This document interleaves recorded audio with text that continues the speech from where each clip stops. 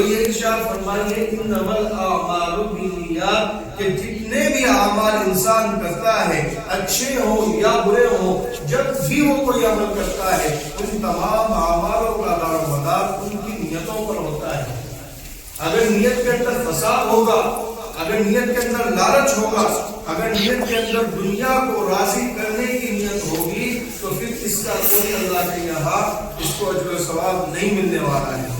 اور اگر اس کی نیت اللہ کو راضی کرنے کی ہوگی، اللہ کے لیے مجاہدہ کرے گا، اللہ کے لیے راتوں کو جاگے گا، اللہ کے لیے اپنے بچوں کو علم دین سکھائے گا، اللہ کے لیے اپنا بھوکا رہے گا، اپنے بچوں کو پڑھائے گا، چاہے وہ قرآن ہو، چاہے وہ دنیا کی کتاب ہو، دین ہو یا دنیا ہو، جو اللہ کو خوش کرنے کے لیے پڑھاتا ہے تو اللہ تعالیٰ دونوں پر انعام عطا فرماتا ہے۔ یہ کتنے بڑے کرم کی بات ہے اللہ کی کہ اگر آپ قرآن پڑھیں، دنیا کے لیے پڑھیں تو اس پر کوئی اجر عظیم نہیں ہے، کوئی وعدہ اللہ کی طرف سے نہیں ہے، اور کوئی دنیا کی کتاب پڑھے، اللہ کو خوش کرنے کے لیے پڑھے تو اس پر بھی ثواب ہے۔ یہ کتنا بڑا اللہ کا کرم ہے۔ اسی لیے اللہ نے فرمایا کہ لا تقنطوا من رحمت اللہ، اے میرے بندے اگر تجھ سے کوئی گناہ ہو جائے، تجھ سے کوئی غلطی ہو جائے، تجھ سے کوئی خطا ہو جائے جانے میں یا انجانے میں، اور اس پر شرمندہ ہو جائے، اس پر توبہ طائب ہو جائے اور نادم ہو جائے تو میری رحمت سے نا امید مت ہونا۔ کیا مطلب کہ جب تو معافی مانگے گا تیرا رب تجھے معاف کرے گا۔ یہ تسلی کی سب سے بڑی آیت ہے قرآن کریم کے اندر۔ سب سے زیادہ تسلی اسی آیت کو ملتی ہے پڑھنے کے بعد، لا تقنطوا من رحمت اللہ ان اللہ یغفر الذنوب جميعا۔ اللہ کی رحمت سے نا امید ہونا نہیں ہے۔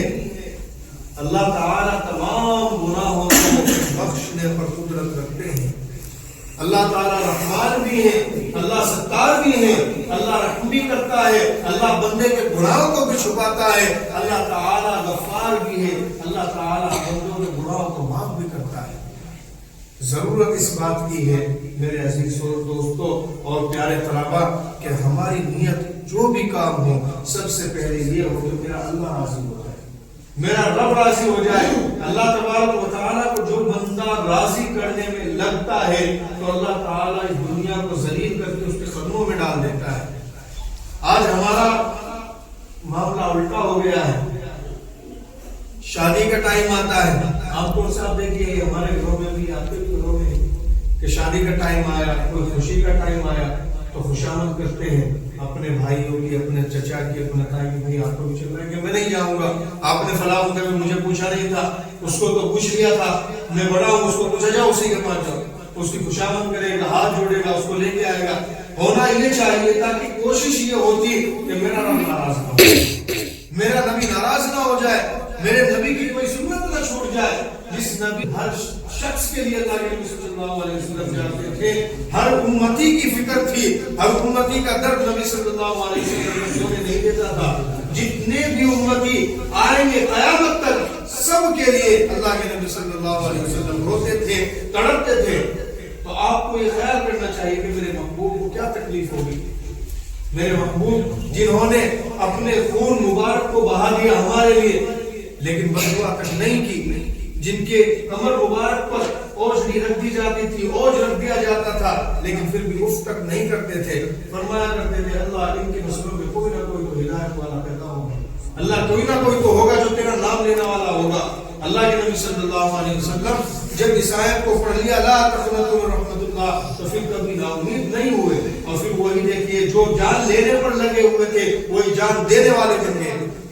حضرت عمر رضی اللہ تعالیٰ مشہور واقعہ ہے کہ جان لینے کے لیے آئے تھے نعوذ باللہ نبی کریم صلی اللہ علیہ وسلم کی، اور کیا اعلان کرتے ہیں کہ ہے کوئی جس کو اپنے بچے یتیم کرانے ہیں، ہے کوئی جس کو اپنی بیویوں کو بیوہ کرنا ہو، جس کو بھی حضرت محمد عربی صلی اللہ علیہ وسلم سے دشمنی ہے وہ آئے عمر کا مقابلہ کرے۔ وہ پہلے عمر سے تو آ کر نمٹے، تو دیکھیے سر لینے کے لیے آئے ہیں اور سر دے کر جا رہے ہیں۔ یہ کس کی برکت ہے؟ قرآن حکیم کی برکت ہے۔ جب آپ نے سورہ طٰہٰ پڑھی تو اللہ نے ہدایت عطا فرما دی، اور آپ تمام جتنے بھی صحابہ ہیں آپ دیکھیے گا کہ حضرت عمر رضی اللہ تعالیٰ مراد مصطفیٰ ہے، جن کو اللہ سے مانگا ہے کہ اے اللہ ابو جہل یا عمر میں سے کسی ایک کو اسلام کے لیے کھڑا کر دیجیے. کیوں مانگا؟ اللہ کے نبی صلی اللہ علیہ وسلم جانتے تھے کہ اگر ان دونوں میں سے کوئی ایک بھی اسلام کے لیے آ گیا، اسلام کی طرف آ گیا، تو انشاءاللہ ہمارے لیے آسانی پیدا ہو جائے گی. حضرت عمر اسلام لے کر آتے ہیں، اعلان کر دیتے ہیں کہ کوئی اب چھپ کر نماز نہیں پڑھے گا، اللہ کا ذکر چھپ کر نہیں ہوگا، بتوں کی پوجا تو کھلے عام ہوتی ہے اور اللہ رب العالمین کی عبادت چھپ کر ہو، یہ عمر کو گوارا نہیں ہے. علماء نے لکھا ہے کہ عمر نے خواہش کی ہے فرش پر، اللہ نے اس کو پورا کیا ہے عرش پر. یہ نیت کا اثر جو ہوتا ہے میرے محترم بزرگوں دوستوں، پورے محلوں پر جاتا ہے، پورے گاؤں پر جاتا ہے، پورے علاقے پر جاتا ہے. اسی لیے تو نبی کریم صلی اللہ علیہ وسلم نے فرمایا کہ جب تک ایک اللہ کہنے والا اس دنیا کے اندر باقی رہے گا، اللہ اس دنیا کو ختم نہیں فرمائے گا، اس دنیا کے اوپر عذاب نازل نہیں فرمائے گا. کیا مطلب عذاب کا؟ چھوٹے موٹے تو عذاب آتے رہتے ہیں، لیکن اللہ اس کو صفحہ ہستی سے نہیں مٹائے گا، اس دنیا کو باقی رکھے گا اور عذاب پیچھے ہو جاتا ہے جو شخص بھی ایک مرتبہ اللہ کے نام کو، اللہ کو راضی کرنے کے لیے لیتا ہے.